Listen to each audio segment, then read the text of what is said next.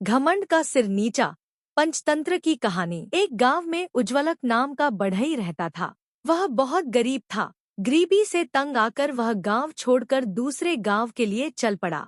रास्ते में घना जंगल पड़ता था। वहां उसने देखा कि एक ऊंटनी प्रसवपीड़ा से तड़फड़ा रही है। ऊंटनी ने जब बच्चा दिया तो वह ऊंट के बच्चे और ऊंटनी को लेकर अपने घर आ गया। वहां घर के बाहर ऊंटनी को खूंटी से बांधकर वह उसके खाने के लिए पत्तों भरी शाखाएं काटने वन में गया।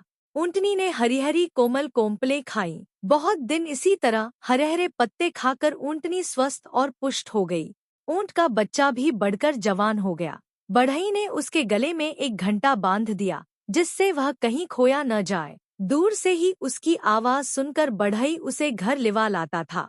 ऊंटनी के दूध से बढ़ी के बाल बच्चे भी पलते थे। ऊंट भार ढोने के भी काम आने लगा। उस ऊंटूटनी से ही उसका व्यापार चलता था। यह देख उसने एक धनिक से कुछ रुपया उधार लिया और गुर्जर देश में जाकर वहां से एक और ऊंटनी ले आया। कुछ दिनों में उसके पास अनेक ऊंटूटनियां हो गईं। उनके लिए रखवाला भी रख लिया गया। बढ़ई का व्यापार चमक उठा। घर में दूध की नदियां बहने लगी। शेष सब तो ठीक था, किंतु जिस ऊंट के गले में घंटा बंधा था वह बहुत गर्वित हो गया था। वह अपने को दूसरों से विशेष समझता था।